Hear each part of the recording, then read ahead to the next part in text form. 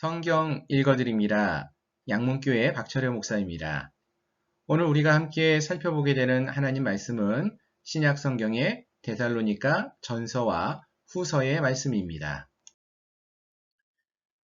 데살로니가는 바울이 총 4번의 전도 여행을 떠나는 가운데 두 번째 전도 여행 때 방문하는 지역이 됩니다.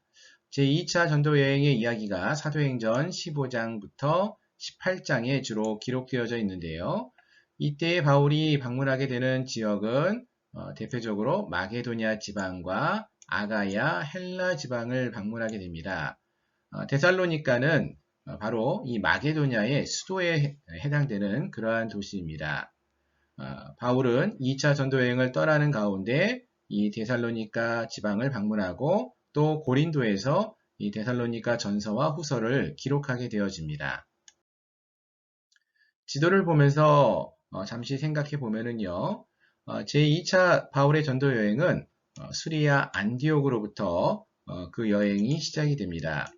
수리아 안디옥으로부터 1차 전도 여행 때 다녔던 갈라디아 지방, 더베와 이고니온, 루스드라, 비시디아 안디옥과 같은 이 지역을 신방하고 그리고 나서 바울은 남쪽 지방으로 향하여서 복음을 증거하고 싶었지만 하나님의 영이 남쪽으로 가는 것을 막으시고 북쪽으로 가는 것도 허락하지 않으셨습니다. 그래서 바울은 신라와 함께 드로아로 향하게 되었고요. 이 드로아에서 마게도니아 사람이 와서 우리를 도우라라는 그런 환상을 보게 되어지고 이 환상을 보고 하나님의 부르심에 따라서 아시아 지방에서 유럽 지방으로 유럽 대륙으로 복음을 들고 넘어가게 됩니다. 유럽 대륙 지금의 그리스 지방인데요.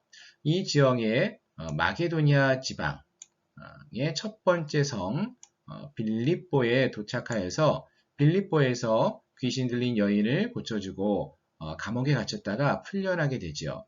그리고 나서 방문하게 되는 곳이 바로 이 데살로니가라는 도시가 되어지는데요. 이 데살로니가에서 바울은 약 3주간 유대인의 회당에서 복음을 증거하다가 많은 유대인들의 반대 때문에 베레아를 거쳐서 아가야 지방을 지나고 아덴, 즉 아테네를 거쳐서 고린도까지 복음을 증거하는 사역을 행하면서 내려오게 되어집니다.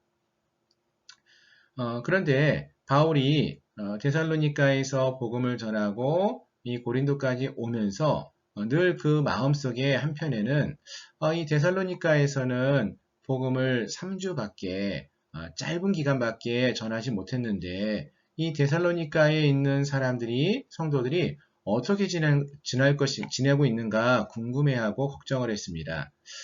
이때에 고린도에 머물고 있을 때에 디모데가 데살로니가를 방문했다가 돌아와서 바울에게 이 데살로니가에 있는 성도들이 너무나 그 믿음의 생활을 잘하고 있다. 이런 소식을 전해주게 되지요. 그래서 이 고린도에서 데살로니가에 보내는 첫 번째 편지를 쓰는 것이 바로 데살로니가 전서이고요. 이 데살로니가 전서가 바울이 쓴 편지가 데살로니가에 전해지고 나서 다시 들려오는 소식이 이 데살로니가에 있는 성도들이 바울이 전해주었던 칭찬과 권면의 이야기를 오해한다라는 이야기를 듣고 다시 쓰는 편지가 데살로니가 후서의 말씀이 되어집니다. 데살로니가 전서와 후서의 이야기를 한번 정리해 보면은요. 먼저 데살로니가는 바울이 두 번째 전도 여행을 하는 중에 방문하게 되는 마게도냐의 지방의 수도에 해당됩니다. 빌립보를 떠나서 데살로니가에 와서 유대인의 회당에서 약 3주, 바울이 약 3주 혹은 약 석 달을 머무르면서 말씀을 가르치던 중에 바울을 반대하는 유대인들에 의해서 그곳을 떠나게 되어지지요. 후에 고린도에 도착한 바울은 디모데를 통하여서 데살로니가 교회가 잘 성장하고 있다는 소식을 듣고 이들을 격려하며 권면하기 위해서 데살로니가 전서와 후서의 편지를 쓰게 된다라는 것입니다. 자, 데살로니가 전서는 그럼 어떠한 메시지를 담고 있느냐? 바울의 데살로니가 교회에 있는 성도들을 향한 격려의 서신입니다. 데살로니가 교회는 앞에서 설명을 드린 것처럼 복음을 듣고 구원을 받은 지 얼마 되지 않은 초신자들, 이제 막 예수님을 믿고 구원받은 그러한 성도들입니다. 마치 바울은 어린아이를 집에 홀로 남겨두고 집을 떠난 부모님과 같은 그러한 마음으로 이 데살로니가 교회의 성도들을 생각하고 있었는데 디모데를 통하여서 이 데살로니가 교회의 성도들이 믿음 생활을 잘 하고 있다라는 소식을 듣고는 그들을 너무나 기뻐서 그들이 잘 믿음 생활하고 있다 격려하기 위해서 이 데살로니가 전서에 편지를 쓰게 되어집니다. 그 내용은 무엇인가 하면은 주님의 재림이 멀지 않았다라는 것이죠. 형제들아, 데살로니가전서 5장 1절 이하인데요. 형제들아, 때와 시기에 관하여는 너희에게 쓸 것이 없음은 주의 날이 밤에 도둑같이 이를 줄을 너희 자신이 자세히 알기 때문이라. 그들이 평안하다 안전하다 할 그때에 임신한 여자에게 해산의 고통이 이름과 같이 멸망이 갑자기 그들에게 이르니 결코 피하지 못하리라. 주의 날이 곧 온다. 주님의 재림이 멀지 않았다라고 말합니다. 왜냐하면은 지금 이 데살로니가 교회의 성도들은 바울도 이곳에서 복음을 증거하다가 떠나야만 할 정도로 유대인의 핍박이 아주 강한 곳인데 이제 막 예수님을 믿게 된 이들이 이곳에서 어떻게 이 고난을 잘 이겨낼 수 있을까? 바울은 늘 이것을 고민하면서 이들에게 주님이 오실 날이 재림하실 날이 멀지 않았다. 조금만 참고 인내하라. 잘하고 있다. 라고 칭찬하고 격려하기 위해서 이 데살로니가 전서의 말씀을 기록한 것입니다. 그래서 데살로니가 전서에서는 주님의 재림에 관한 이야기가 자주 반복적으로 나타나고 있는 것입니다. 자, 그런데 얼마 후에 데살로니가로부터 다시 한번 소식이 들려오는데요. 데살로니가 교회 성도들이 데살로니가 전서의 바울의 편지를 받고 너무나 기뻐서 주님의 날이 곧 오시는구나. 주님이 곧 재림하시는구나. 라는 이야기를 듣고는 그때부터 어떻게 생활을 합니까? 주님이 곧 오실 거니까 이제 우리 사는 거 뭐 열심히 살 필요 없다. 주님 오시면 이 세상의 것 아무 소용 없잖아. 라는 그러한 극단적인 행동을 보이게 되었다라고 합니다.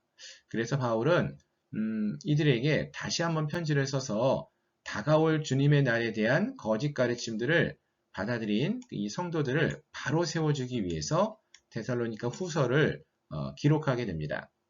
그 메시지는 바로 기다리는 동안에 열심히 일하라 라는 것이죠. 데살로니가 후서 3장 10절 이하를 보시면은 우리가 너희와 함께 있을 때에도 너희에게 명하기를 누구든지 일하기 싫어하거든 먹지도 말게 하라 하였더니 우리가 들은즉 너희 가운데 게으르게 행하여 도무지 일하지 아니하고 일을 만들기만 하는 자들이 있다 하니 이런 자들에게 우리가 명하고 주 예수 그리스도 안에서 권하기를 조용히 일하여 자기 양식을 먹으라 하노라 라고 말하고 있습니다. 그렇습니다. 예전에 한 20여 년 전인가요?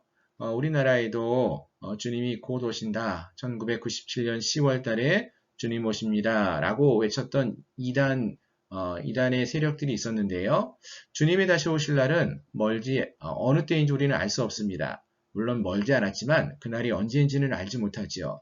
하지만 그날이 곧 온다라고 모든 것을 생업을 포기하고 아무 일도 하지 않고 머물러 있는 것이 아니라 오실 때까지 우리는 주님께서 우리에게 맡겨주신 사명을 기억하며 기다리는 동안에 열심히 주의 사역을 감당할 수 있어야 할 줄로 믿습니다.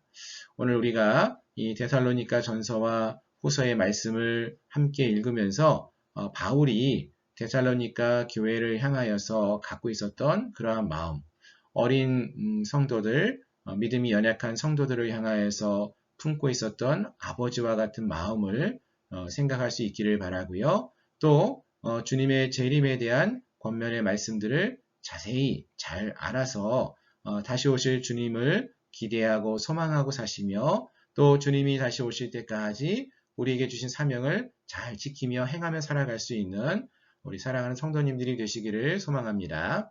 감사합니다.